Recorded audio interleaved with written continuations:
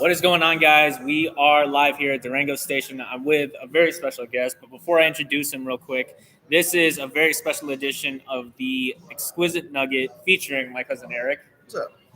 Yeah, so we are going to get straight into it. First, let's have the people get to know you first. Tell them about yourself, Eric. I'm Eric, such a cousin. I'm from Denver, been a Nuggets fan for a long time. I was a season ticket holder back when we were bad, and I've watched this franchise become a championship squad. So it's been a journey. So I'm excited to be on the show.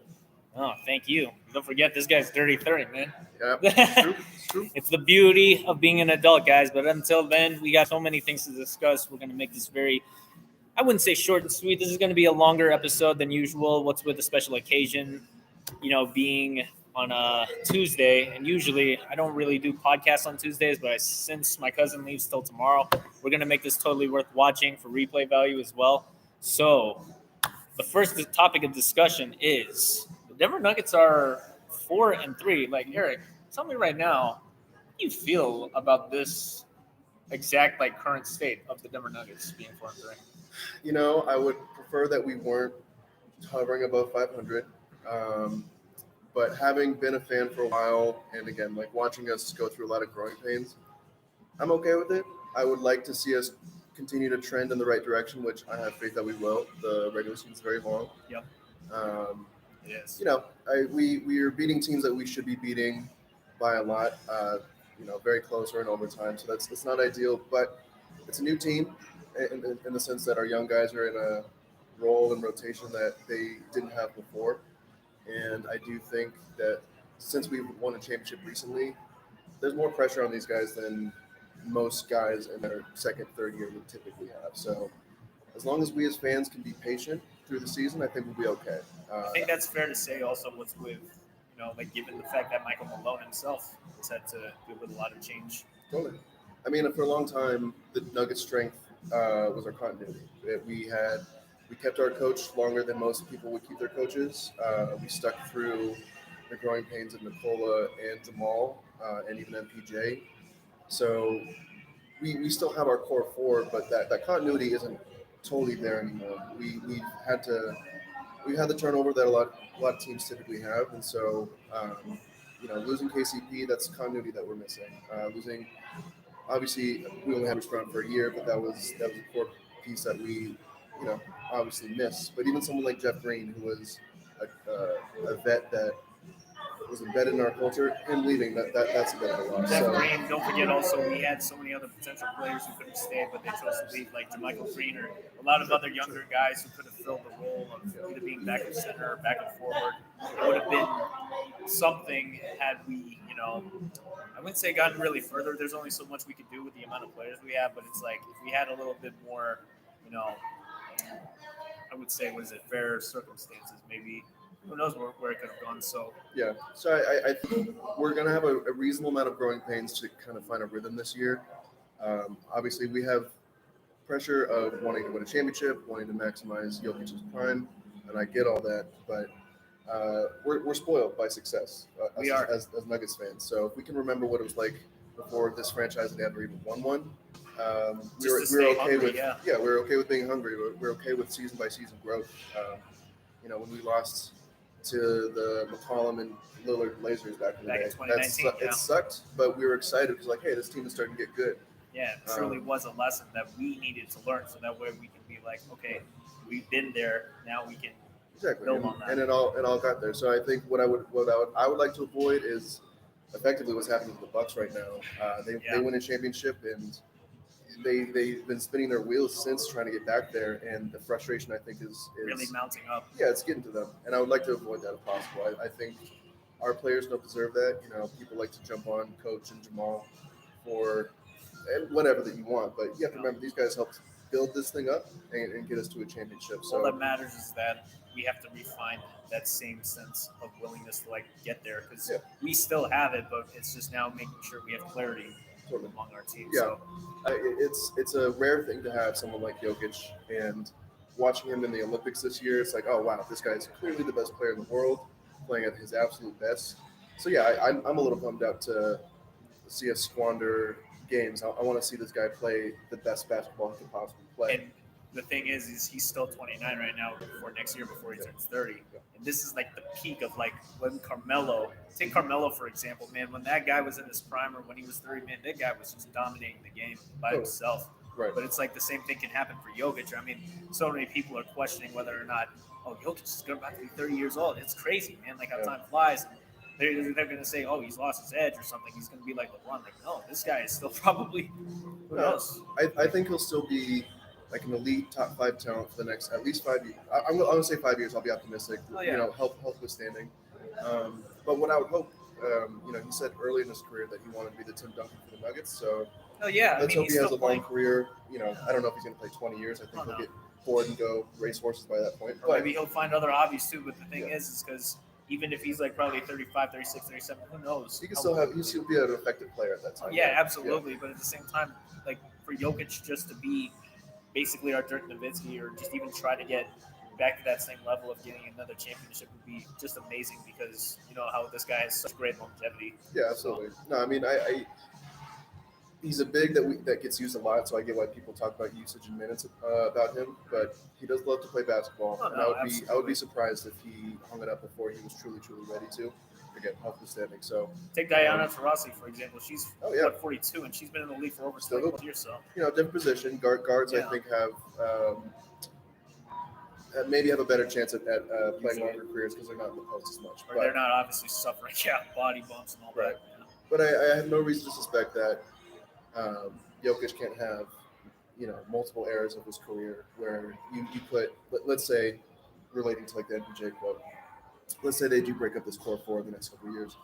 If you retool a roster around Nikola Jokic, that team will still be competitive. Oh, no, we always can, yeah. We just got to find the right players now to surround them with. And I think right now, because we're going to end this segment here for just the segment 1, the Denver Nuggets need to regroup and refine just those same players who helped to get them to the championship. Because if you lose Bruce Brown and KCP, it really takes a hurt on both morale, the fan base, the players themselves. You lose culture too, yeah, those exactly. Guys are good locker room presence. Exactly, and the front office feels pressure now because it's like, oh man, we just lost 2 of our guys. We need to somehow gain that Yeah, and that's where I think some of that continuity comes from. I think Booth is clearly banking on the fact that if we retain, I imagine at least 2 out of the core 4 if we were to retool. I imagine we keep at least 3, I think.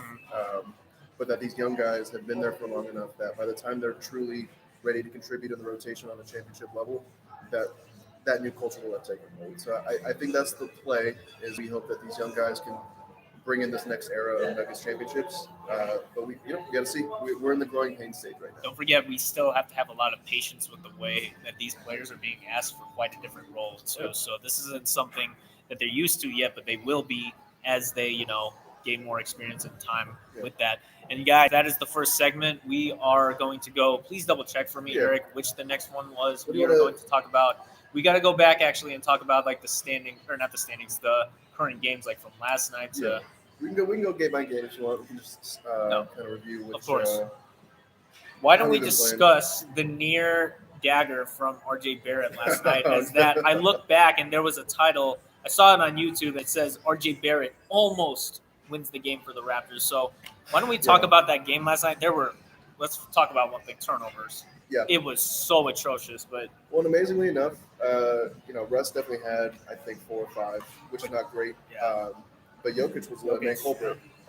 He definitely gets, which he admits in his post games, but he gets a little maybe trigger happy, I guess. I don't want to say force plays. The guy knows basketball better than most people on the planet, so I assume he knows what he's looking for. But if your best player and the best passer on the planet is causing 6 turnovers in the first quarter, something like that. It was 7 actually. 7 within the first there was only 5 minutes. There was still 7 minutes left over, and it's not great. But I do think that's part of learning chemistry, right? These guys still need to learn each other, being in the right spots. I remember the fourth quarter turnover to Peyton Watson. With 30 seconds left in the game. You don't want to. 40 seconds I saw, but no, yeah, that is true. You don't want to see that, but Peyton Watson didn't get played preseason. He's still learning his role in space on the floor. These guys are still learning how to trust each other, so that stuff's going to happen. Do you want to see a close game versus the Raptors when you're a championship contender? No. No, of course But not. I it's gonna happen. And if it's happening now versus the end of the season, I'm okay with it. Absolutely, but like at the same time, if we're going to make a statement and actually take these games seriously or show how people that we are a force to be reckoned with, we got to like, I wouldn't just say dominate, but we at least got to. I would say a fair victory would have been for us was like a 10, 11 point game win, just for the sake of like we need Jokic to go out there, not just for dominating, for passing, scoring, all that. Like we know he can do that, but we got to take some like what is it? He loves to play basketball, like you even said last night, but he really needs to get some rest because we don't want him to go out there play like 40 minutes staggering with either the bench or whoever's out there, just for him to sometimes end up. We feel like we might be on the ropes, or we have this game that's really close. It's just like, can we win it, or are we going to lose? Like, you know how it is. Because I think Jamal, when he comes back, I'm sure he's going to be hungry to get out there and do everything he can, just like with AG. And we'll get into that the next segment, guys. But as of right now, that's the state we're in. We have like Jokic, MPJ, other guys who are going to have to step up within the presence of AG and Murray as they are sitting out. Yeah, I think it's I think we should still be beating a team like Brooklyn or Toronto even without Jamal and AG. But keep in mind we are without Jamal and AG. Yeah, so that's there's a reason these games are getting close. Of course, but it shouldn't be one of those ifs, shoulda, coulda, woulda. It's like we just got to go out there, play our game. Remember, like why we're competing, like for that championship. So that last game last night was really atrocious in terms of a turnover standpoint. There were some good moments though, like corner threes from Christian Brown, big three from Peyton Watson. Mm-hmm. What were your thoughts on that? I'm just glad they hit. Those are some clutch buckets, and the big concern for those two players specifically is that they can't space the floor. I've seen enough tape to know that they can hit those shots, but it's a make or miss league, and people are making them and miss. Exactly. So it was good to see them go down. Peyton said in his post game, and Russ said in his post game that these guys work on these shots. So it's not like we expect them to miss. So with more chemistry and continuity, I don't doubt that we can count on them to hit those shots. It's not just the chemistry, though. Think about this. It's also if other defenders will start to respect or actually pay attention to them. Because if they see how much more they've improved for hitting those shots, I feel like it'll be so much more menacing to other teams because they're going to be like, oh, wow, they got to take things more serious. When if you have to crash out on those guys, let's say the scouting report on them is to run them off. Not to the same degree that you would a Michael Porter Jr. But if they're starting to close out on the 3-point line, then you are creating opportunities for those guys to play at the rim, and that's ultimately what we want anyway. So yeah, absolutely. If they can get their 3-point percentage up a little bit, so that teams are actually coming out to them, it's only going to create more rotations for us and more opportunities. Yeah, it definitely gives us a bit of more advantage of breathing room for, say, if you are MPJ or anybody else that's having to take those shots like AG or whoever's out there. But so why don't we go back? So that's only the Toronto game. Why don't we go back to the very beginning, and then we'll work our way to the second latest game. The Oklahoma City Thunder game, home opener. It was kind of predicted that we were going to lose that only because, Oklahoma City. Not like the way that we lost it. No, of course not. But just think about the fact that Oklahoma City, yes, they're younger, they're stronger. They've got all these different players who are like, wow, it almost looks like they're a little bit younger version of the Nuggets in a way. But tell me, how do you feel about that Oklahoma City game, and what were your takeaways? Well, look, Shaq came to play. SGA came to play. That team is really well coached. Absolutely, they're Mark. young. Yeah, Coach of the Year from Mark. Yeah. They can all play defense and they can all shoot. It seems like so. That team seems to be kind of like the build of the future. That's how the end game wants teams to be built. So I expect them to be good. I did expect us to be able to compete a little bit better. My take is I think there's definitely some rust. Guys not really used to their roles quite yet. But I also think we were kind of being asked to play differently than we're used to. We are built a little bit different, but we're still a post team. We like to play inside out, where that's, to me, how we're most effective. If you have Jokic at the rim, defenses are so concerned about trying to stop him in the paint that it creates opportunities outside. But if we're looking for threes, just to generate more threes, I think it's kind of taking us out of our natural playing style. So again, we'll see how the coaching staff is trying to guide our guys to play. But it seems to me the reasons that we've been able to get some wins lately is because we have been playing more inside out. But the Thunder game, we were close for a little while. It unfortunately got out of hand, I think, in the second when the bench came in, which wasn't great. But we still made it competitive. Every time It was always like whenever we got within 5 points, striking distance, they would end up going back up as much by crazy. Like SGA would miss so many shots, but he'd still find a way to make some. And the Thunder took so many threes. They were very bad, but they still found a way to like win that game. And it's just ridiculous because all I'm going to say is, the Thunder will take those shots. I mean, what can you do? We can't stop them from making threes, but what we can do is like I'm pretty sure we're gonna look back at film the next time, like what is it, tomorrow when we play them, and we're gonna be hopefully a little bit more ready for those different shots. And if it's Christian Brown or whoever's guarding SGA or Chet, like Jokic is gonna have to play against them. But it's like, are we going to be a little bit more, patient? Are we going to be way more aggressive than what was given last time we played them out? For sure.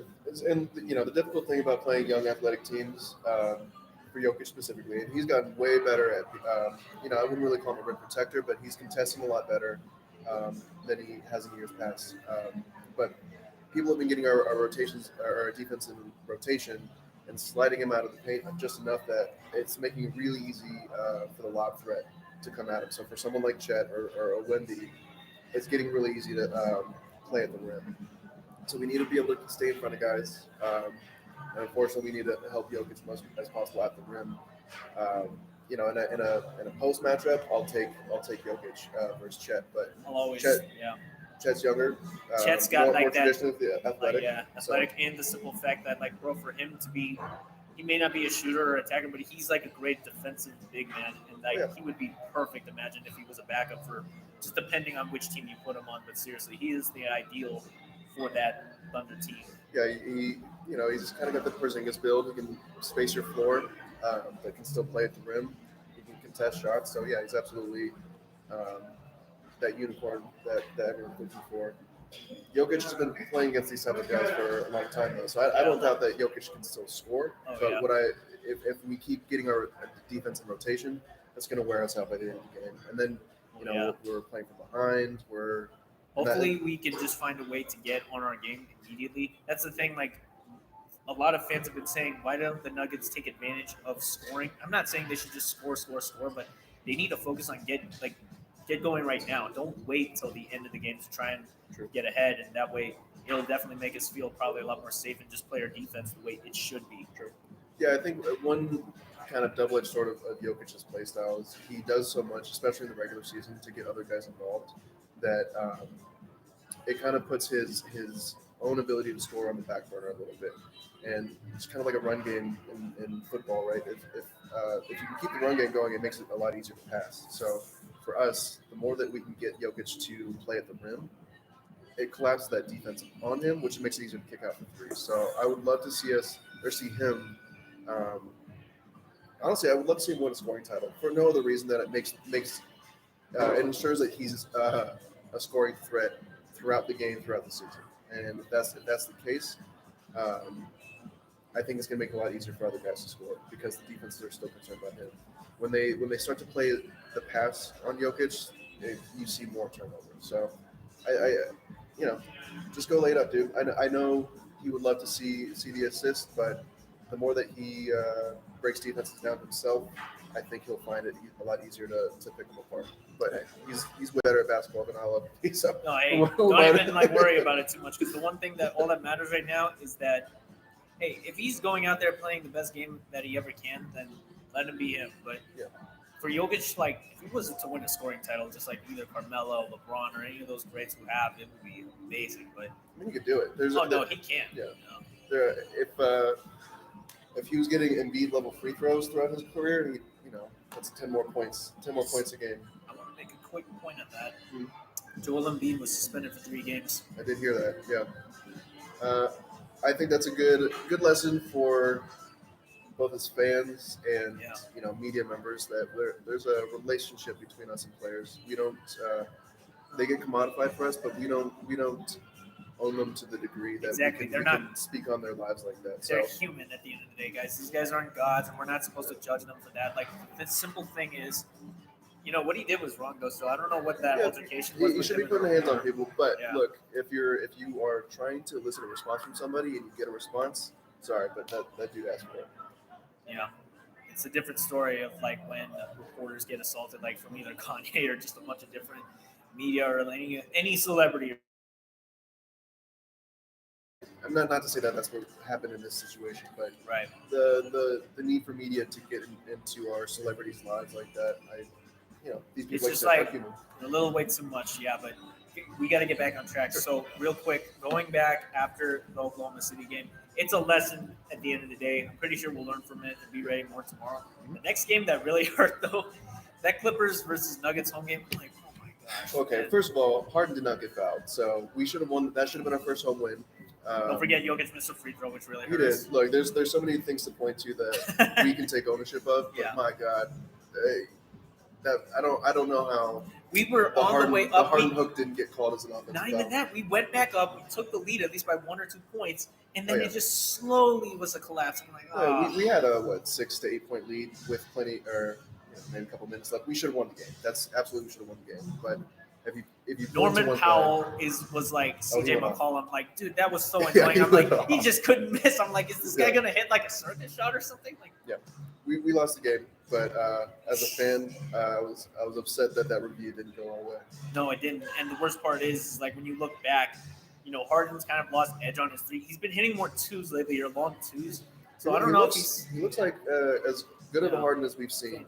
Since he's left Houston, he's been No, playing since he's slightly also different. left Brooklyn or Philadelphia, that's the thing Right. too. No, his Philly Oh, years. yeah. I'm surprised that roster didn't work out. No, it didn't because But him on this Clippers team seems to be like the Harden that we're used to. who knows though, man? Like I don't even know because that's the other thing. Once Kawhi comes back, it's not going to be the same. Or you already know how different it'll be if Kawhi. I mean, I think you get Kawhi on that team, and assuming that he's healthy and can be as competitive as we're used to him being, there's no reason that team can't win a series. No, of course not. But no, what I'm saying is like when Kawhi comes back, there will also be a bit of a change of style. Like I know that Yeah. Harden will always call for the ball or whatnot, whatever. But if Kawhi's out on there and he's going to either be the one to go on a scoring run or anybody else on that team, it's more than likely. This is like how I think it works for that Clippers team before we go to the next one. It's Kawhi, Harden. I don't know if it's Norman Powell at the start. You mean those like offensive threats? Let me double check. Well, yeah, not just offensive threats, but I'm talking about like that whole starting crew. Let me see here. You got Terrence Mann, Derek Jones Jr. Yeah, Norman Powell's playing point guard right now, and Zubac is the five. He's their shooter. They've been Yeah. Harden's their point. So when Kawhi comes back, the ball will still be in Harden's hands, Oh, but yeah. Kawhi will be. It'll be between the two of them. who It's gets going to be the just last so difficult though, because Kawhi's been out for quite some time. Because it's like, dude, I don't know how it's going to. Look, man, I wouldn't be surprised if he gets traded at this point. It's not to say Would that. Because he's been on the bench ever since he also tore his ACL partially. He's had like so many, like a slew of injuries, a multitude of it. It's been very really difficult for that team. But I mean, we'll just have to see because I'm not even worried. Like for us Nuggets fans, like we got bigger problems. Like either if it's Oklahoma City, Minnesota, or any team. Like probably who else is there? Houston or Sacramento, I would even say. Yeah, the West is so stacked this year. The seedings could be, and It could be such a random draw. yeah, I think OKC is probably the only lock to get a high seed. Yeah, Everybody else like- can shuffle in any. Like And OKC, it's- here's a fun fact. OKC's been so favored in games they've been expected to win by 12 and a half. 13 points and and all they're this. doing it. This- So Nearly, yeah. But here, for this next one, since we're going to move on to the next game, the first win came in overtime against the Raptors. Yep. And how would you respond, or how would you say that should have played out? Well, now we get the win. Yeah. Should we be going to overtime against teams that are likely not going to make the playoffs? No, No, absolutely not. But as coach typically says, I'd rather clean things up after a win than a loss. So I'll take There's the always win. something to learn, though. Absolutely. And if I remember correct, everyone was available for that game, right? No, wait, what? Everyone was available for that game. I think so, yeah. Okay, so yeah, not an ideal.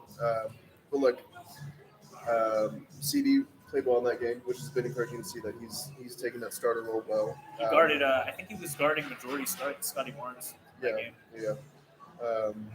So there's encouraging things to come out of that game. Obviously, you want the first win of the season. You would prefer that it was at home, but you get a win. And people don't like to go into overtime during regular season just for minutes and usage, but I think it's good for especially our young guys who are getting more run than they're used to get in those types of scenarios. So, should we be going to overtime versus the Raptors? No, No, of course not. but I'll take it. Yeah, we won. The other thing, though, I would really say, because if you got Jokic, he's gonna make Jakob Pertl pay every time because like he fouled out last game. But what I'm saying is like Jokic is gonna dominate these types of teams, whether it's him or New Orleans or any of these teams. Like with a, wouldn't you say they're pretty?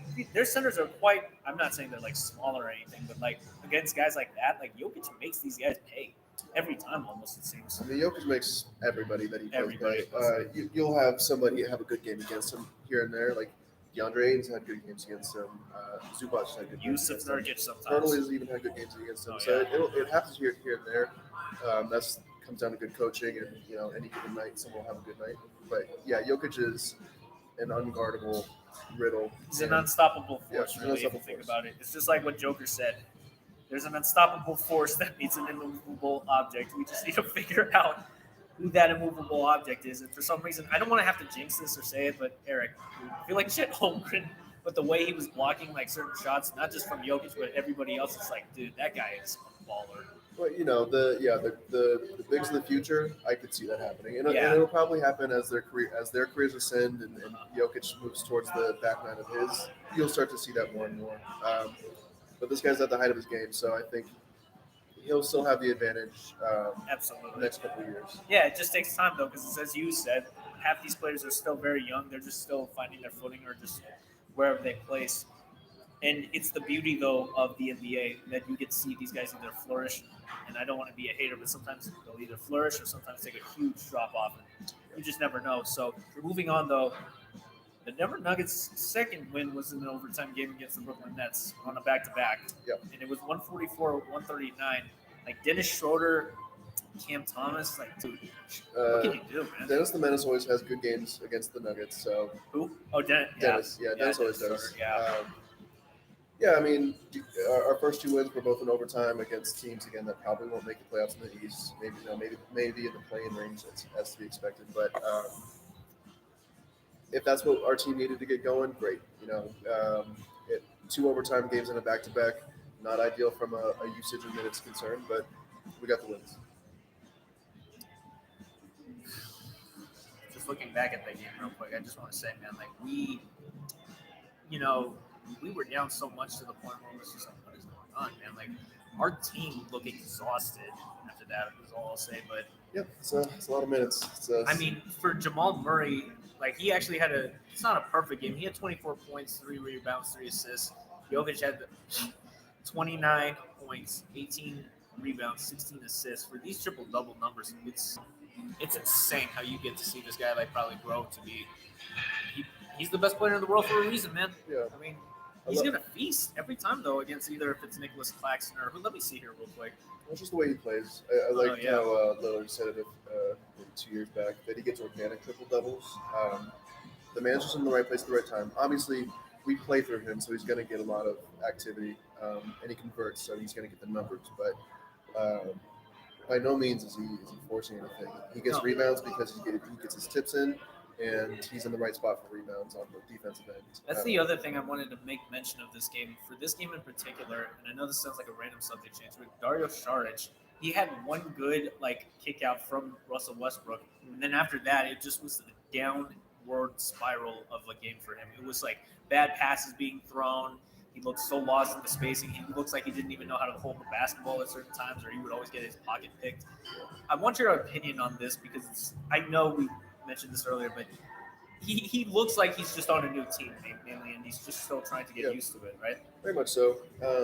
He's on a new team, and even though he's played the small ball five off the bench for other franchises, it's also a different offense with different personnel. So I don't fault the guy for not finding his footing quite yet. We're asking him to do an impossible job. Being a backup for Nikola Jokic is a difficult thing to do. It's for anybody, from For Mason anybody. Plumlee to we've had JaMychal Green. We've had so many people, Jeff Green, all these other backup centers try to be, what I'm not saying a shadow of him, but just something that can be. I wouldn't even want to say the word compare. Just something that can kind of complement because they have had times where it's Jokic out there or the backup five, try and make it work or see if they can set up some things. But I mean, we kind of saw how that went down with when Jokic took that starting spot way back in Jokic over Nurkic. It was like, wow.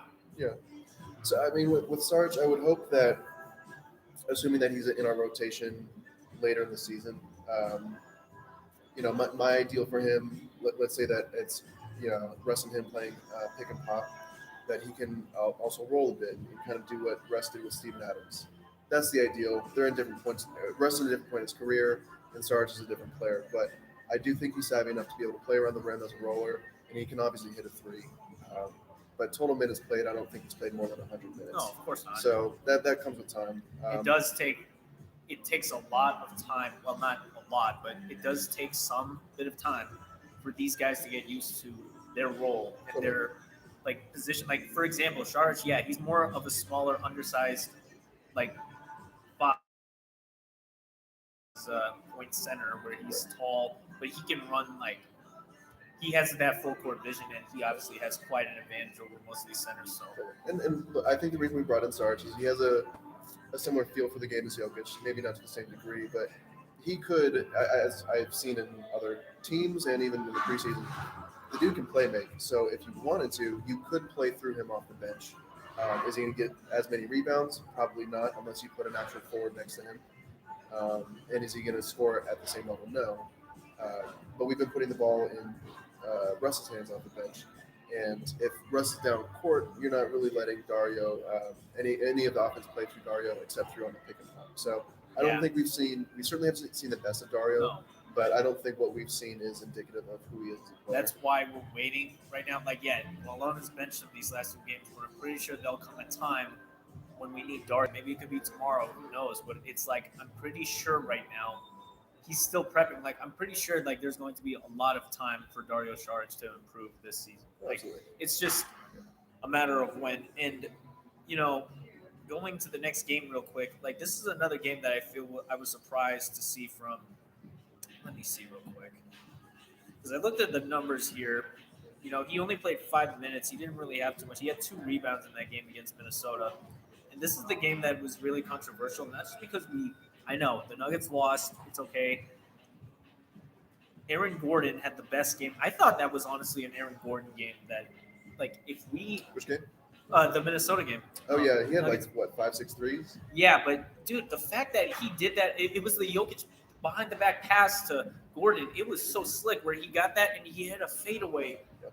I don't remember who it was against. Maybe it was McDaniels or someone else, but, dude, it was so beautiful to see. Like, Aaron Gordon truly has improved both his shooting, the fact that he's being able to pull up, do a lot more than what is expected of him. Like, we need that. And I know some people are like, what are you doing, AG? You're not meant to be taking threes, but well, he's had that a part of his game. Even before we got him, he would take those kind of shots, and he just wasn't hitting them consistently. So we refined his role to kind of contain his game. But for whatever reason, the dude will miss the free throw he should make here and there, but he can also, for whatever reason, hit these crazy fadeaways. These crazy threes, too. And here's another thing. Aaron Gordon kind of saved us. I think it was the game.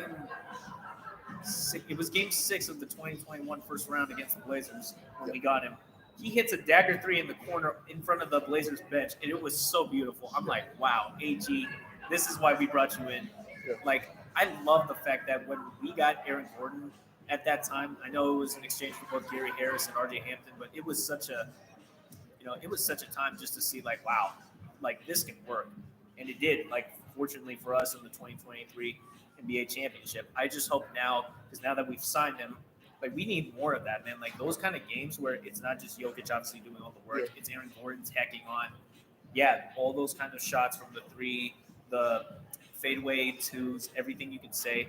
MPJ even had a really good game. Like he was actually like working around McDaniels and half those defenders like Nickeil Alexander-Walker and whatnot. He made them pay in certain situations. So if I remember right, our front court all scored more than 25 points between MPJ, Gordon, and It was MPJ, Jokic, yeah, you're right. Yeah, so that's how I would love to see us play it a bit more, especially while Jamal's getting his footing and Russ is learning how to run our offense. Letting our front court fill it up because those 3 guys have played together the longest at this point. And I do think MPJ and AG have both been kind of contained into the roles to success, absolutely. But we can let them open up their games a little bit more now. They have more game to offer, so let's see it. AG can play make, he can run point. We start to see that a bit He's more. like a mini Jokic in a way. Absolutely. Yeah. And he can, he doesn't shoot as consistently as we would like, but he can still make a shot. So let him hoop a little bit more. And the same with MPJ.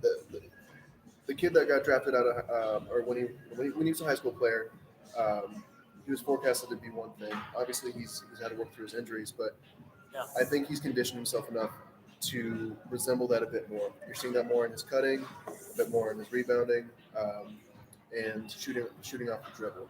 I think we can open up MPJ's game a bit more. As long as he was closing, he's closed a couple of these games, which I like because Yes. Malone usually never lets him close. But it's amazing to see that finally because it's like, okay, he's in a circle of trust somewhat, and it's just like it's nice to see that growth for him. Absolutely. So, moving on though, after bouncing back, and it was on the night of a back-to-back too, we played the Jazz, and that game was a runaway game for us. Like, there was no team, and the Jazz. Look at the standings real quick. Here's a fun fact. I don't think they won their first game after us. I don't remember who they played. Yeah, it was. Let me look at the Jazz schedule. They beat. Yeah, it was against Chicago. That was a crazy 135-126, and it was on the road too. So, but let's see here real quick. So for the standings, and I know this is kind of random. The Thunder are the only team, undefeated right now in the West. The Cavs are the only 8-0 for the Cavaliers. Like that's a bit insane, but Good for them. yeah, because they're just right. Boston's right behind them. But let me see here. As I was going to say, yeah, I'm not too sure right now what it looks like, but with the Nuggets beating the Jazz handedly like that, you would say that was a pretty fairly good, strong win, or at least for us at home, considering it's like you expect that for the Nuggets to Yeah, take care of business. We should have had an earlier first home win, obviously, but I'm glad that we did lose to the Jazz at home. I think that would have been really disheartening. Yeah. Just like yesterday too, if we lost to the Raptors, that could have been disheartening as well. For sure. If RJ makes that shot, that's a heartbreaker. So yeah, but thank God, everybody, Katie Wingy, what was it, Chris Marlowe, like everybody was just like, thank you God, or thank Jokic really for. Yeah, I want to look at the replay a little bit closer. Allegedly, Russ tipped it. Yeah. So I saw that too. I looked at he got his hand on it just a slight bit, thankfully, but it was like, I'm wondering if that's what threw it. Like it went in and out. So, in and out, thankfully. But that was such a close. Someone made a joke saying, "Imagine if that was in LA, that would have." Oh man, I'm so glad. But really, that's the end of segment 2, guys. Breaking back all the Nuggets games. It's amazing to see though. We're at least above 500. We still got plenty more games. Can you check again the itinerary real quick? Or you want to talk about injuries next? We got we got to break. Let's I want to hold off on AG for a second. Let's talk about Jamal's injury first because we mentioned that in the Minnesota. So break it down for us, Eric. What you saw or what you remember seeing. So I didn't actually see the play live. I had see this specific replay after the fact, but he had Anthony Edwards, right? Yeah, well, he got a concussion. He runs into Julius Randle's shoulder, and it's the collision itself. Not ideal, and it's hard to say that it's intentional, but it was pretty clear, and this happens in basketball a lot, but Anthony Edwards definitely guides Jamal Murray into Julius Randle, trying to create a foul. Again, that happens in basketball. Unfortunately, that push pushes Jamal's head into... Yeah, but the fact that we held it on for so long, even without Jamal in that game alone, was it was good, but yeah, that type of injury is kind of serious. Not just because, Jamal may be the starting point guard for a reason, but it's like, ice, man. Like, he just can't catch a break. Like, from either it was the shin, the calf, whatever injury he had last season. Like, this goes back to why so many people have been questioning, is this guy even ready for that type of money? I want your honest opinion on his contract, by the way. How do you feel about it? Jamal Murray deserves every dollar he has earned. We don't win a championship without that guy.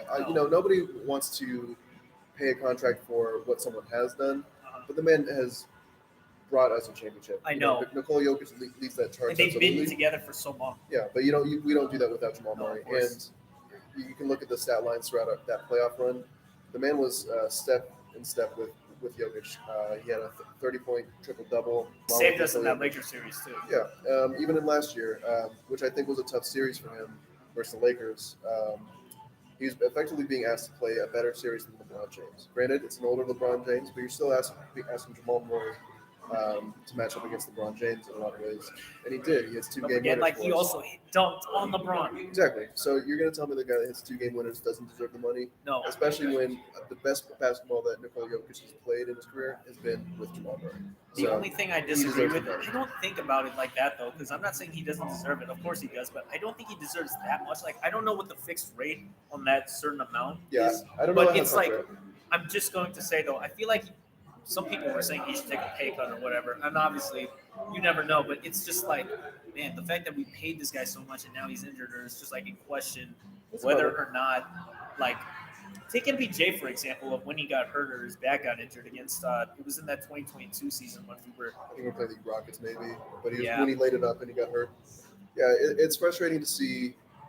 First of all, the injury is the devastating part, and then you bring in the fact that the money locks up the roster in a way. I get that it's frustrating, but we're paying these guys for a reason. I know.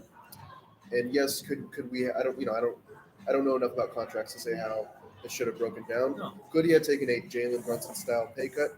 Sure. Maybe. Um, Or maybe even what KD did with the Warriors or No, Steph Curry. He took a pay cut with the Warriors even. yeah, and maybe he will in the third act of his career. But We'll see. did Jamal Murray deserve to be paid by the Denver Nuggets? Absolutely. I mean, yeah. The Denver Nuggets owe that man money.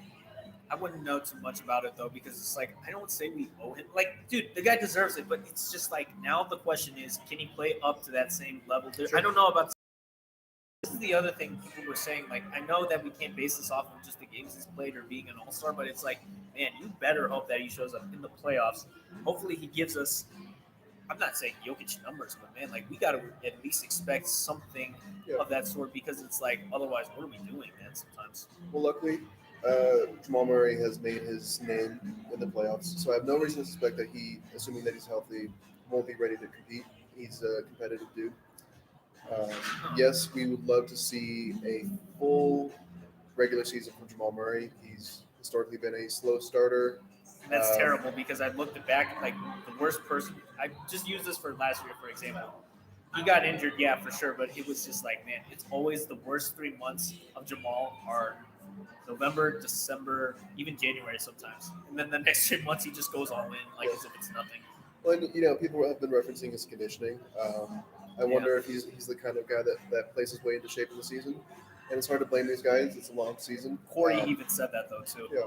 So my main concern for him, well, I have two concerns. He's still technically recovering from an ACL tear, so being able to make sure that his body's right, but also his mentality around being able to trust his body and play, not the way that he played when he was in the bubble, because that's a younger kind of athleticism, but to be able to trust his body enough to know that he's going to be able to do what he wants to do. And I think last year we kind of saw him not trusting himself as much as we would want him to, and that's when you see the Jamal that kind of dribbles into trouble and Exactly. makes passes in the air. That happened even against the Brooklyn game, too, when they just saw him just dribbling, and it was like, come on, get that pass to Jokic or something. Like, And I think that's a kind of a psyche thing. So, he's a guy that that he meditates, he does martial arts. So I'm hoping that those other practices he has Speaking come of, together for him. He wants to be an MMA fighter probably I heard after. about that, It's yeah. like, I don't know about that, but like we'll see. Hey, you Hey, never know. Tim Duncan's doing it. Why not? I mean, yeah, you never know. So we can always like see something different. But yeah, back on the injury list. All right, AG, bring it up. So yeah, I didn't see this play either. But he has a calf strain. They said multiple Yeah, weeks. it was like the first. It was actually in the first quarter. He bumped. I think it was supposedly he bumped it. He hobbled a bit off, and he was grabbing his right knee. I saw the like the tape and whatnot, but he just. All I'm gonna say is like, man, you always think like these small minor injuries. Like take De'Ron Holmes for example. Even like he suffered an Achilles tear in that first game. I'm like, seriously, an Achilles tear? You don't expect that. And the worst part is like, no, it really wasn't serious after this whole time. Yeah, and the lucky thing about these injuries is it's early in the season, Exactly. so we have time to let them both recover while they're out. Our young 100%. guys get more rotational minutes, so I think it'll oddly be a net positive for us. I don't want anybody to be injured, but No. Jamal and AG get to rest in the early part of the season. They get to be, but they still also get to be leaders on the team. So just because they're hurt, oftentimes injuries take you away from the team, but they can still be a cultural presence for us. And to have those two guys be able to talk it up for Julian and P. Watt and CB while they learn to take a bigger role in our team, I think it's great. So would I love them to be healthy and contributing on a high level? Absolutely. But I'm honestly excited to see Jokic play with Russ, CB, Julian, and P. Watt. I really love that bench rotation that we've had, and honestly, more time for Mike to expand his game, not just with the starters and the score, but with the bench too. I think we should be looking for his shot. If MPJ's playing with the bench, we should be hunting his shot as a primary offensive threat. Yeah, but the only issue with that is because with MPJ, getting those touches is good, but it's like half the time when Jamal's out there, you know how he likes to either do the two-man game with him and Yoke. But the other beauty, though, is hopefully he can find, like, MPJ and AG would be a great duo, too. If, like, AG passes or kicks it out to MPJ every single time for three, or if MPJ lobs it up to AG, like, we need more of that. Yeah, we do get to see that from time to time. You see it with the starters a bit in the flow of the offense.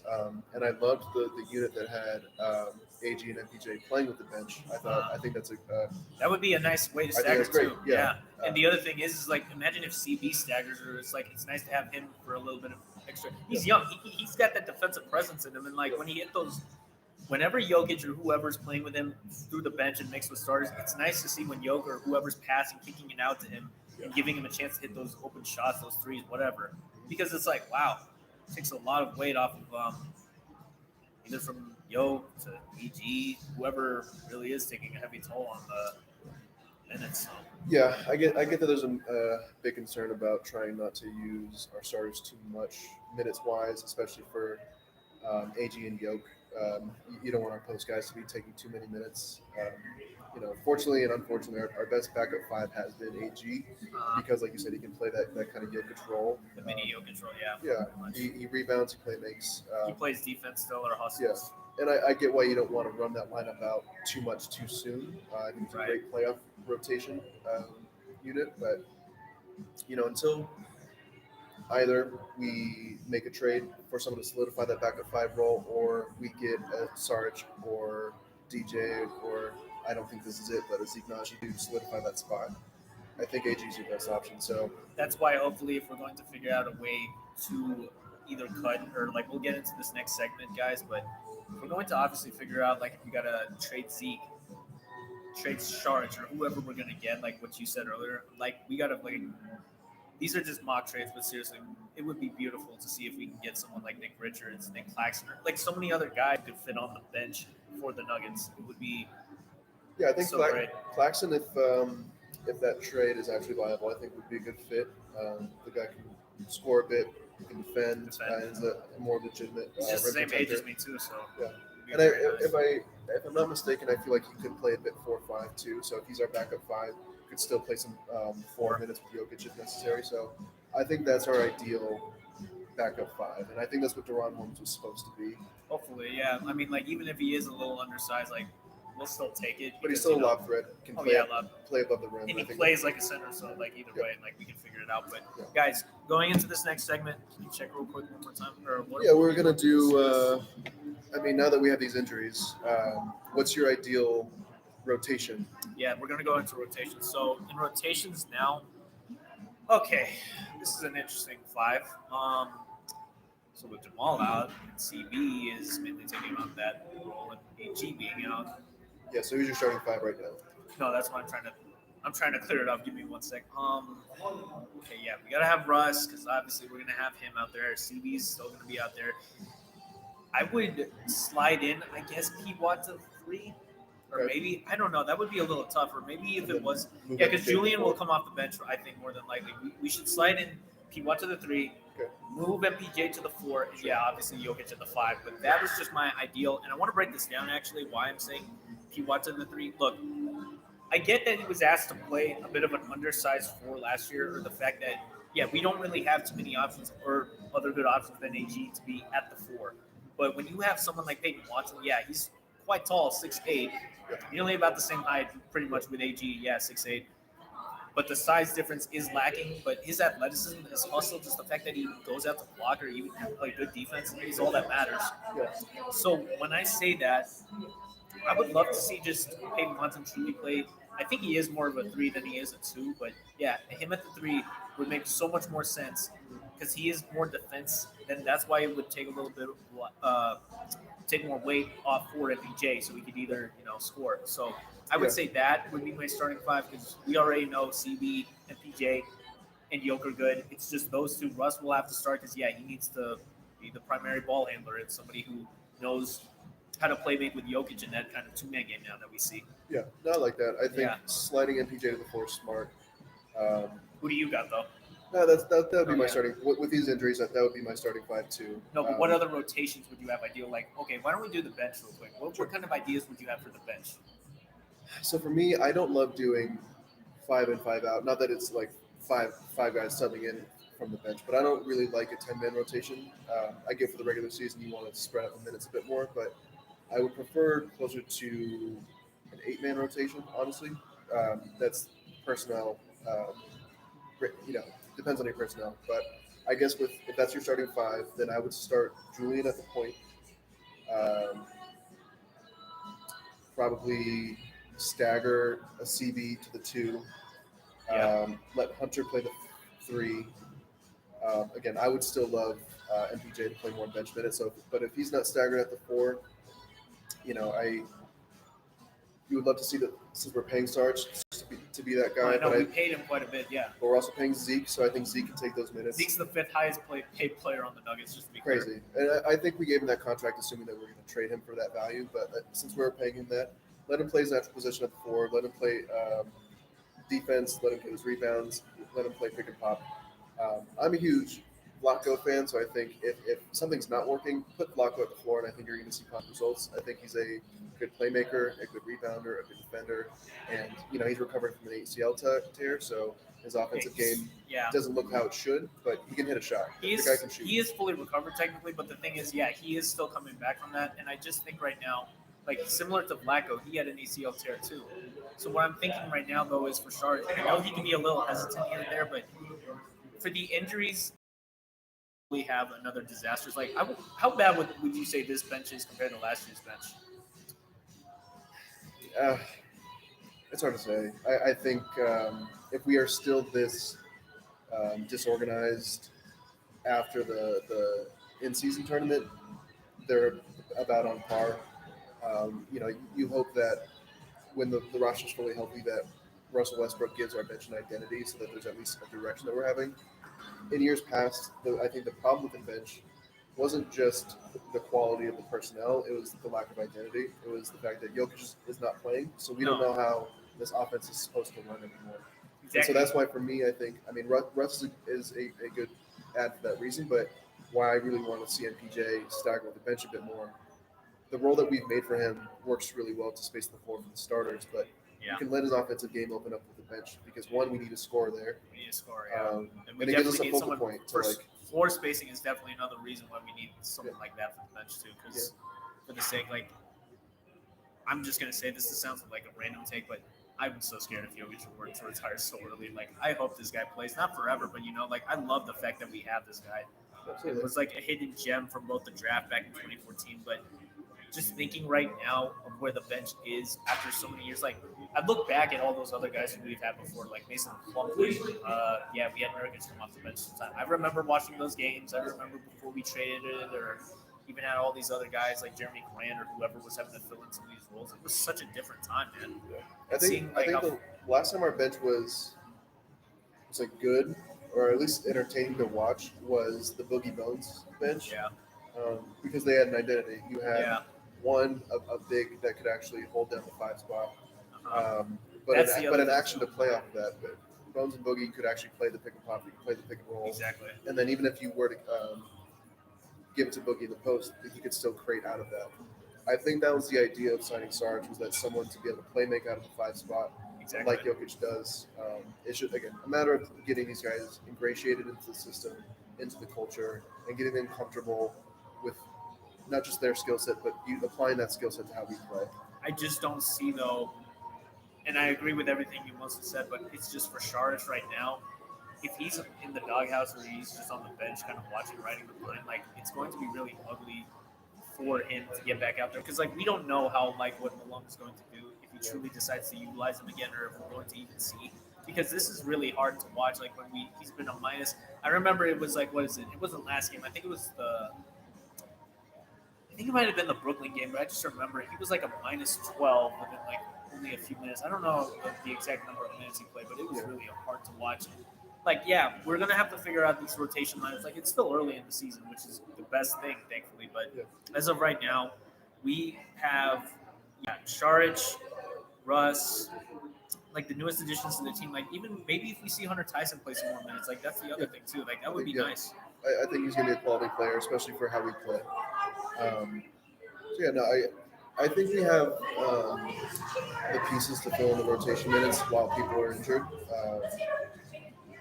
For me, I love Coach Mo. If I have any frustration, it would be with his. No, Yeah. we're kind of busy. Don't mind that, guys. So, yeah, getting back on topic real quick, though. For the Nuggets right now, in these rotations, like, yeah, it's a bit of a mess, but we just need to, I would just say that, like, the real thing we have to really focus on is just figuring out, are we going to utilize, like, even DJ? Like, we still have all these other guys coming off the bench just Yeah, I don't think you want to rely on DJ to be the backup five at this point in his career. I think he's really meant to be a vet leader at this point. Can definitely hold down 15 minutes game if you needed him to, but I think you'd love to find a solution. What's up, my guy?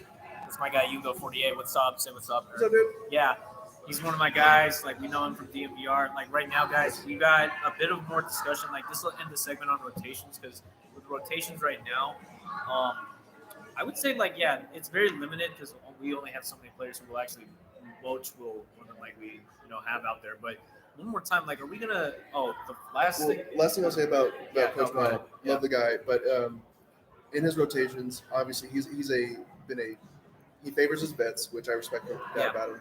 But it takes so much to earn his trust. Oh no, I know for a young guy. For a young guy, and it's frustrating to watch guys get kind of demonized as underperforming when they don't really get the chance to make enough mistakes to really find themselves.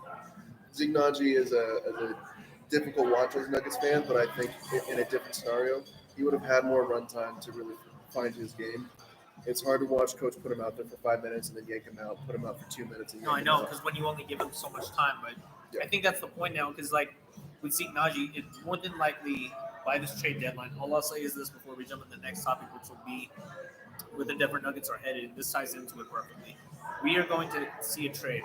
I feel like this will happen. We're going to see probably Zeke, Dario, whoever, and get like a quality piece in return. So that way, it'll be more than likely a two, like maybe it could be a 3-team trade. We'll see how this goes. But if we're getting a 3-way trade with, say, Brooklyn or Charlotte or somebody where we can find a better center or someone in exchange for those guys on the same contract price, then that would be great. But until then, I think Nuggets fans are kind of begging for a trade. I think that nobody was really happy with the offseason moves. We don't have enough tape on the young guys to really put our full confidence into them yet. But I think it's a little early to, let's say, panic. I don't think we'll really open up trade talks until after the in-season tournament, where I think that would be a more reasonable time to wait for a trade. But yeah, if you were to trade for somebody, who are you looking for? That's the one thing. Like, this is a funny comment as I bring this up. Read it. It says, "I'm working night shifts. Coach needs to go. The young guys look afraid." Yeah, no. I actually want to touch on this point before I say like who we should trade for.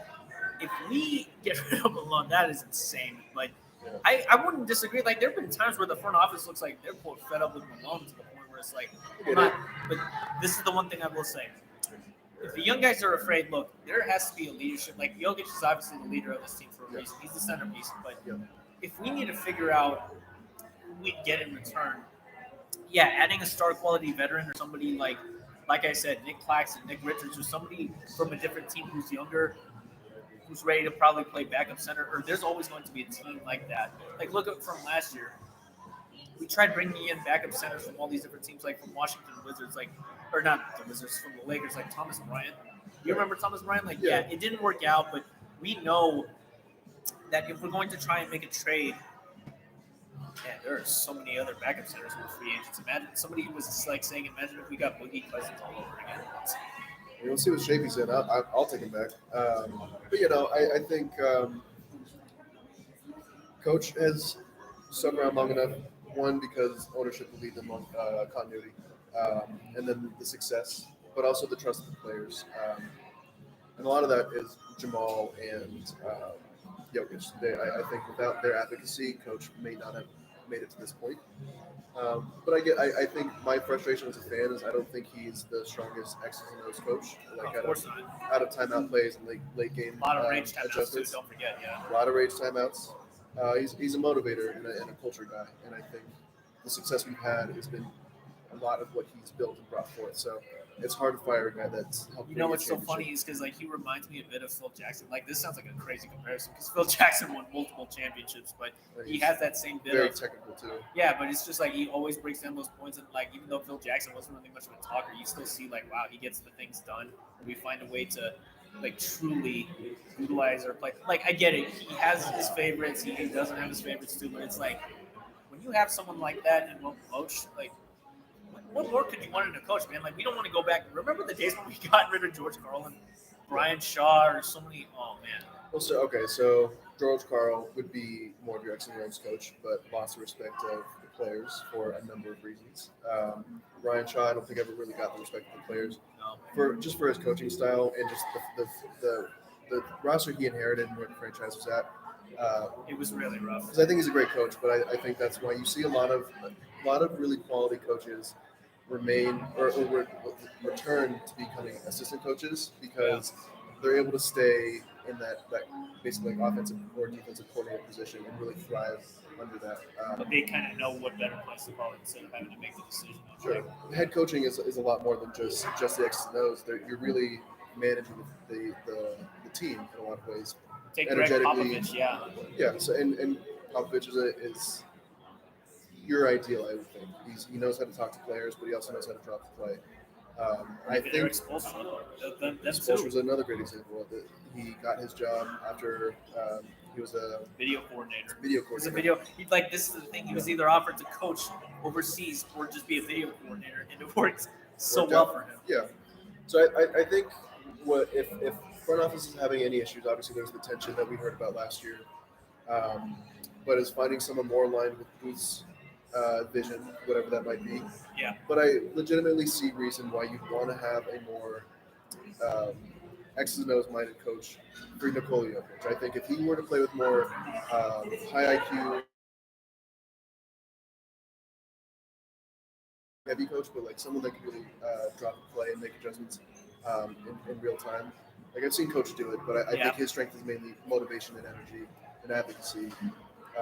If you were to give him, not that we're going to give him, but if you were to give Jokic a chance to play for a Popovich or a Spoelstra type coach, I think that roster would really thrive. Oh, it would easily. It's like imagine if Jokic was with. Oh man, so many people were saying if Jokic went to Boston or any of these other major market teams, like that would be crazy. Well, Joe Mazzulla is a good example. I think he's a basketball junkie that watches a lot of tape, and he coaches. And I don't want to say that Coach doesn't do that. Coach is a really big tape guy. I know he watched the tape a lot, and that's where his. It was his first year to even win a championship after they fired him in Udoka, or was it? Yeah. No, Joe's crazy impressive. But Coach Malone, I think he really takes the time in between games to make those adjustments by watching a lot of tape and being able to communicate with his guys. So that's where his strength lies. But I think and a lot of good coaching staffs have this. He really needs good assistants to be able to. Exactly. We have some of the best assistant coaches in the league, like Popeye. Coach Popeye Jones or all these other guys who we have. Like I don't know the whole coaching staff, but it's Ryan Saunders, Adelman.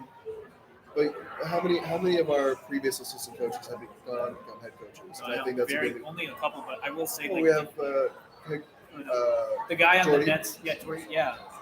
And then forgive me, but I'm forgetting the guy from Minnesota.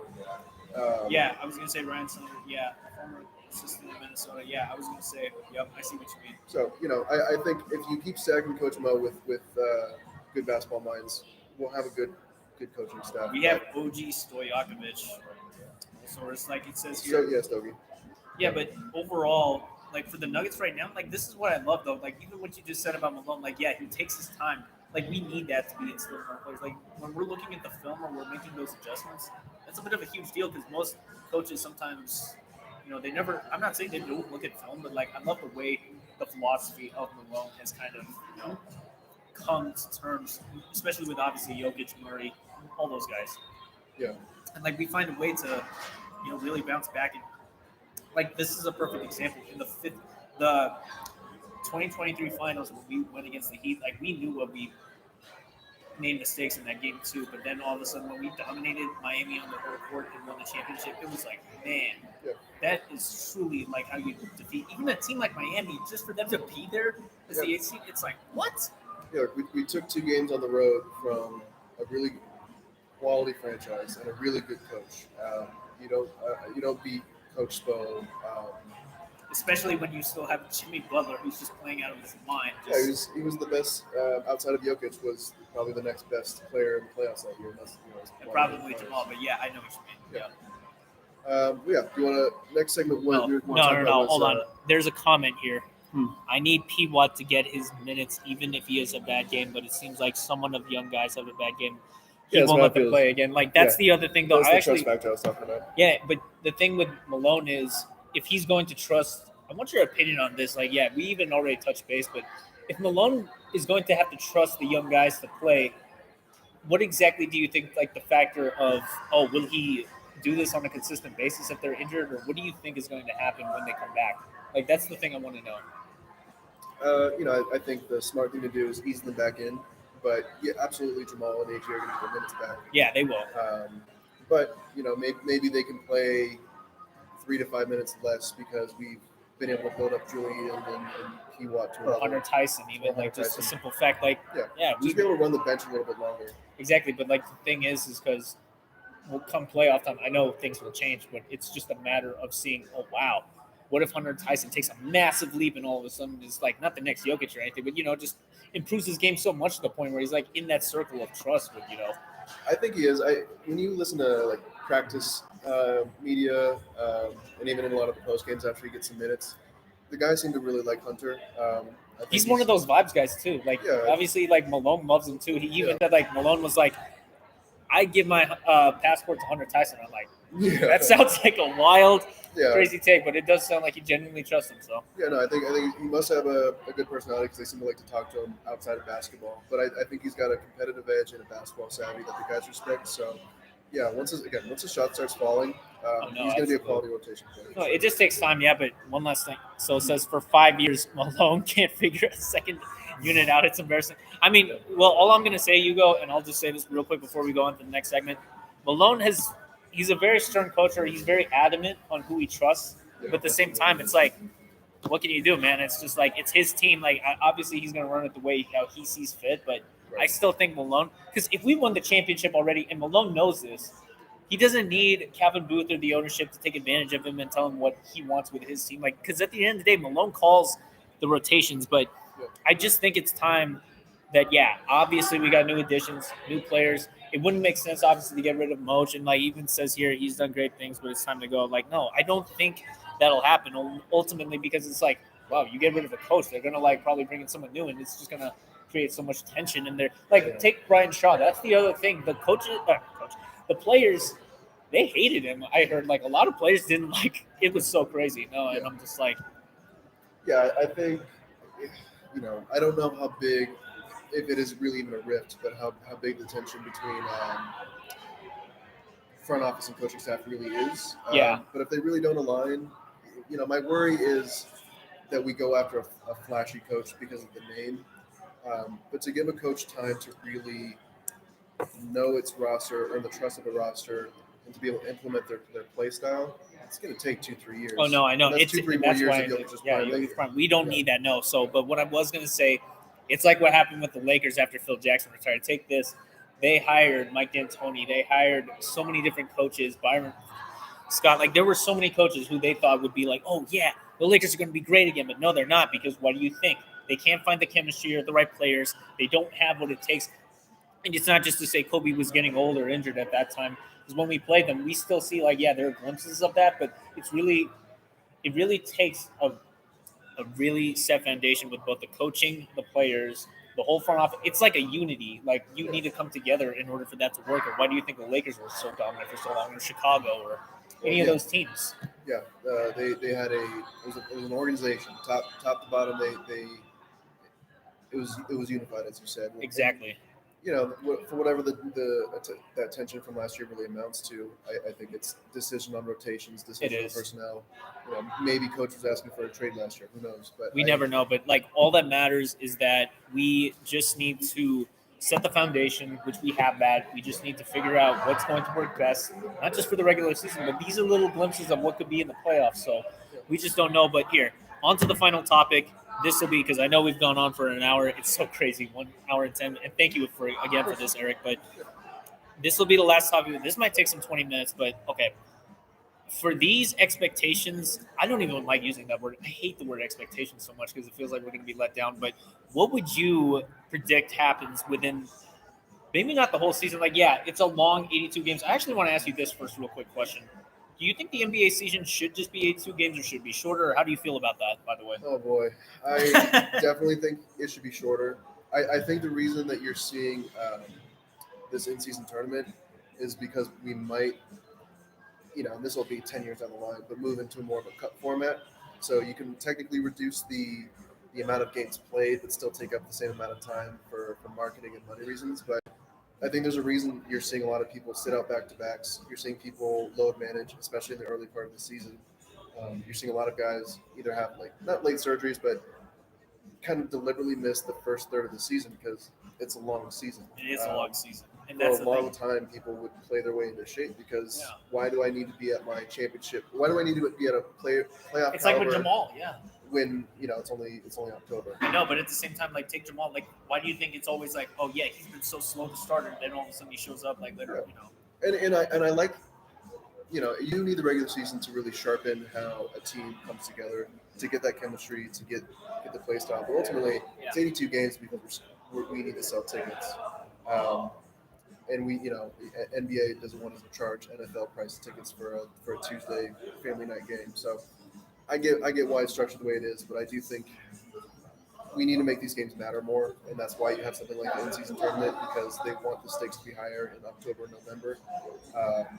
But I don't think you're going to have that unless, you move to a cup system where each section of the season means something, and you actually assign value to the win. Like right now, it's just money for the in-season tournament win, but if it comes with playoff implications or seeding implications, it would make the divisions matter.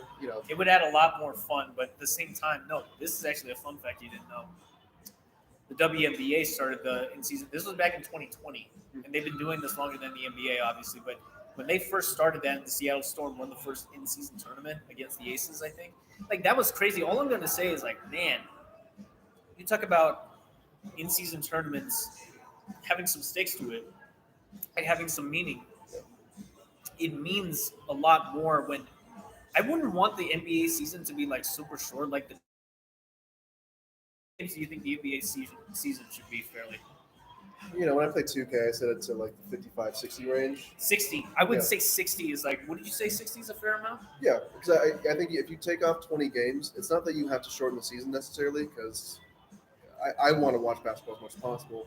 But you can take out back-to-backs. You can take out 4 out of 5. Dude, like so many back-to-backs. Take the Nuggets last year, for example. We had the most back-to-backs, and it's like, are you kidding me, man? Like, what is this? And I think, maybe you make up for it in increasing the price of the tickets, but the money's going to come back to the league. It always does. Like, the NBA last year made so much money off of that alone. Yeah, so that shouldn't be the issue. I think you can make a lot of grace with the players and the coaching staff, and you're going to maybe even see the elimination of load management, at least how it looks right now, if you get rid of back-to-backs and you get rid of the crazy travel routes. Like exactly, or even that, like take Toronto for example. It's so much more than having to go to a different country or like across the border through customs and all that. And it's exhausting. The back-to-back we had from Toronto to Brooklyn, they didn't get to a hotel in the States until like 3 or 4 a.m. because they had to clear customs.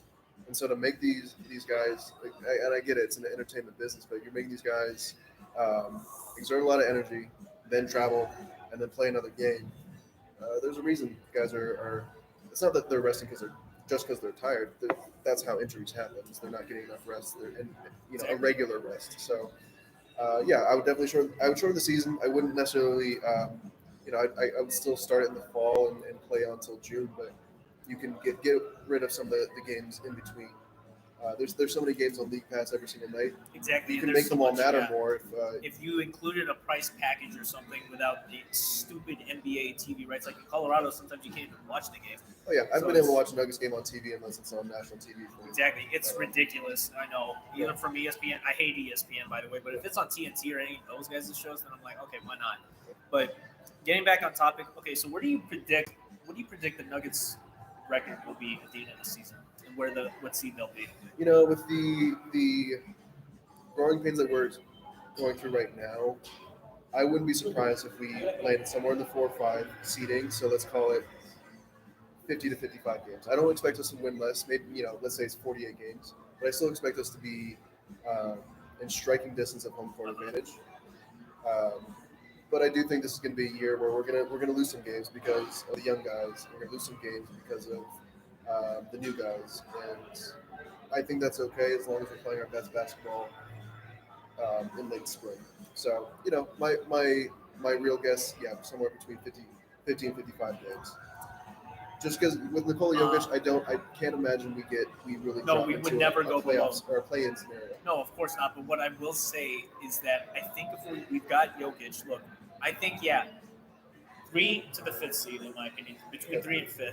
Yeah. But with the Nuggets record overall, I've actually accurately predicted this because for some reason I even looked at the crazy odds of how the Nuggets are still one of the favorites to win the championship. It's ridiculous, and I'm like, wow, okay, we're plus 800. The Celtics are minus. They were like plus 200, It's fair. which is insane. And then like you got Oklahoma City, that's like plus 500. Yeah, it makes sense. But all I'm going to say, I think the Nuggets will finish above 50 games. I don't know if it'll be super close, like maybe 1 or 2 games behind each other, but Sure. I think the Nuggets, they deserve to be at least 50 games over. Like, I don't see the Nuggets finishing below only 50 games because, yeah, what you said, Jokic, but if Jamal Murray's going to be hungry, everybody's going to be healthy, and like this time there won't be any injuries or anything hampering or hindering the team, slowing them down. Like, we'll be ready. And this time I'm pretty sure that I hope Jamal Murray learns from what happened last year and he actually takes it serious with his conditioning because that's what Corey told me too. For sure. Yeah, I think he's got a lot on his plate to get right. I don't think we're going to see um, Bubble Murray, quote unquote, but I do think you're going to see a very effective player that can definitely win us some playoff series, assuming that he gets his head right and gets his body right. But that's up to Jamal. So I got faith in the guy. Again, I think he deserves every dollar that we paid him. So it's really up to him to make sure that money matters. Yeah, but I just don't think with. I've said it before myself. Like, I really wish he took a pay cut because I'm not saying he doesn't deserve every dollar, but I don't think he deserves that much money just for the sake of if he, like, God forbid he stays injured or gets injured again. Like, that would be such a serious lethal blow because if we're really in that win now mentality, like the Nuggets right now have a very slim window, not super slim, but like 4, maybe 5 years of Jokic's prime, and that's what matters. He's in his prime right now, but I just want like it's not too much to ask for just another championship. But I think like if we're really gonna see Jokic thrive, like somebody was even saying, like imagine if we traded MPJ and Jamal Murray to get Luka Doncic. That's another scenario. I was predicting this for a while, and I saw an episode of DMVR cousin on players who would be surprisingly be Nuggets. Who do you think would be surprising if they were Nuggets? Like mine's Luka Doncic, but who do you think could go to the Nuggets if we were to do a blockbuster trade or something big? Yeah, I mean, I think everybody wants to see Luka and Jokic. Play together, but I don't think Mavs take that trade. Um, so blockbuster trade. I think maybe you send Jamal to Toronto so he can play at home, and then we get Bruce Brown and some pieces back. You send MPJ somewhere, maybe Atlanta, so you can get Bogey and some pieces back. Yeah, but that's the other thing. Those are. I don't think we're going to get like a major star player No, by obviously trading those not. guys. It's really if we do that, we're blowing it up and we're getting pieces That's back. the other problem though, because if we're going to blow it up, and that shouldn't happen. Yeah, Jokic is guaranteed safety. Everybody else, like other than that, this is why I think Jokic and AG are the only 2 safe players in my opinion. Because Jamal Murray, we can always find another guard who's probably younger, better, or probably even more healthy, stabilized in terms of like look at Bruce Brown. Like, yeah, I know he's out right now with a slight injury, but it's just like imagine if Bruce Brown actually comes back or sooner, and then we all of a sudden see. I'm not willing to say he'll outperform Jamal, but it's like if he did that, like, is that even a question? You know, it's just like wow.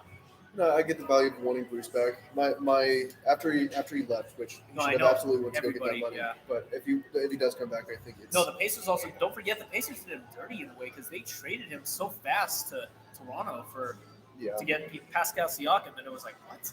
But that's why I think they gave him that money. One to kind of throw him out from Uh-huh. us, but to have the value to trade for Yeah, someone to else. trade for someone. Yeah, because they made it to the Eastern Conference Finals, but Yeah.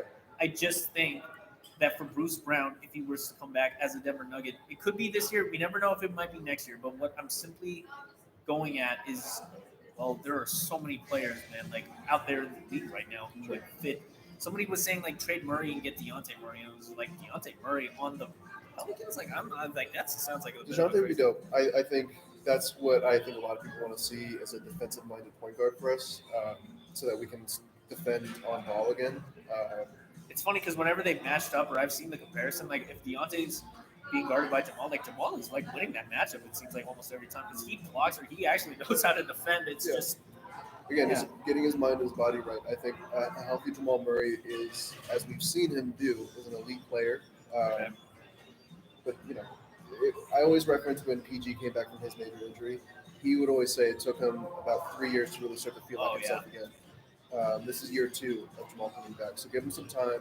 We're going to see a better version of Jamal Murray in the future. I just think we as fans need to be patient. Again, We we've do. been spoiled by success, and I think we absolutely. I want to win now. I think we should have won We need last to go year. back to that hunter versus hunted mentality where we're just like we're hunting that championship, and all that matters is forget everything else, put our blinders on, just get to win every game, like focus on the games right now. Just like what the Warriors did, for example. It's like when the Warriors were on their way back to that championship, they were just locked in, and like that was a team that was determined to win. So it's just like we need to be like them in order to get that. But okay, we'll end it off with this. By the way, what are some hot takes? Like here, what is one hot take you would say you'd love to see out of the season? That it may not happen, but like, what is a hot take you'd like to say? Because I got mine for the end of the year. For me, I mean, I think it's that we have a similar season to how the Mavs had it last year. That there's going to be some strife where we might surge up to the third seed some part of the season and then drop down to the ninth seed some part of the season. But my hot take is we don't have home court advantage this year in the playoffs, but we still make it to the finals. Okay, so that's been Who we play, we'll see. But if we're playing good basketball by the end of the season, I see no reason why this team can't come together and win a championship. You're gonna think my hot take is kind of crazy.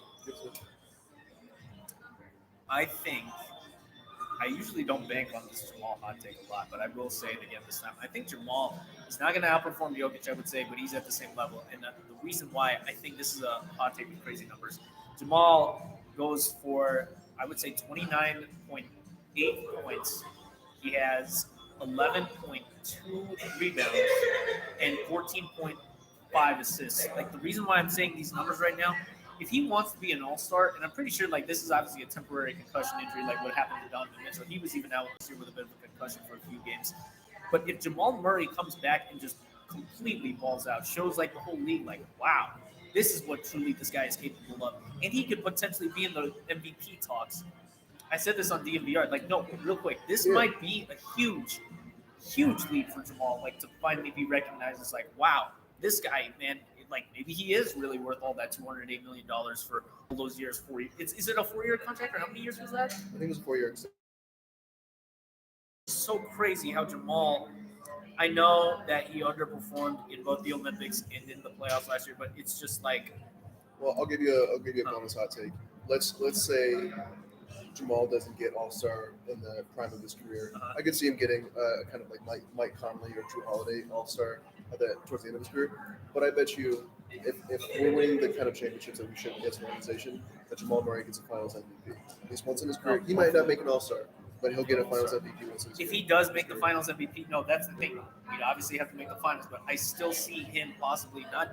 I wouldn't say outperforming, but if they give it to him, say if he gets a crazy triple-double of like 35 points, 13 rebounds, and like 17 assists.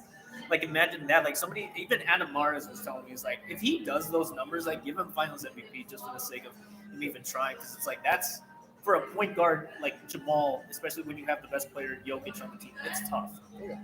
Yeah. So, but yeah, you're right. It's a 4-year, $208 million maximum contract extension. It will last until 2029. That's crazy, dude. Well, if we got a window, that's No, I know. No, but that's what I'm agreeing with too. I just want to see. I want to see the best for our Nuggets players. We all want to see Jokic, Murray, MPJ, AG, especially too, since he got that money. Like we're really excited for our core four, and that's at the end of the day, it matters because look, yeah, KCP went to Orlando. Bruce Brown is now with Toronto.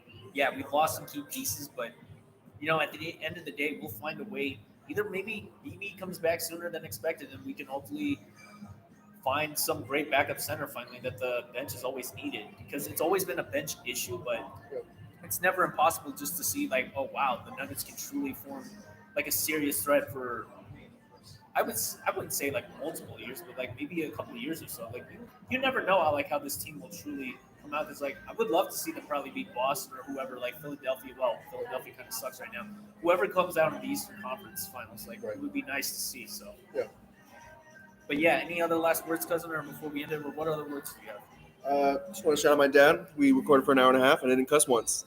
Nope, we did not. I would just say, well, it is one hell of a thing to say, because I remember when I was on DMVR. Yeah, I know the first thing. Demonetize that episode real quick. I wouldn't say. Well, they did that themselves too, because hey, if they demonetize themselves, they've done it quite a few times, so don't even think about it. But hey, guys, before we end it off, it's Go Nuggets. We still got a long season. I think we'll be back here in December, and maybe Corey will probably join us for a 3 I think you'd have a lot of fun. No, we'd have a lot of fun too. That would be even maybe a 2-hour special, considering if we go. When do you think would be the best time? Real quick, I want your opinion on this so they know. When do you think in December would be the best time? I don't want to come around Christmas, but when do you think in December? First or I second think we week? should try and plan around the in-season tournament. I think that'd be a good time. Let me check then. When is the NBA, or when was the? I think the finals and the 2 final games are in December 15th. December 19th. 14th through the 17th. Yeah. No, so I think that's here. Look, that's around the 3rd week. Yeah, we can make that work. Yeah, maybe it's if it's going to be on the Friday weekend of, because I'll probably be there for less than a week, probably 4 or 5 days. And I'll have my rental with me, but it's just we'll definitely find a way to be in Denver, Colorado, guys. We got more great content coming. I'll probably do an episode. I'll do an episode tomorrow. I know you'll probably be on your flight, or after the Thunder. It doesn't matter if we win or lose, but at the same time, guys, we appreciate you guys, whoever stuck through, from my guy Hugo to Noah, whoever's watching the stream, Uncle. We appreciate you guys. This is Mr. Exquisite Nugget and Eric signing off. We will see you guys in the next episode, and until then, go Nuggets and Gary Harris. I miss Gary Harris, dude. Gary Harris. Yeah, don't you miss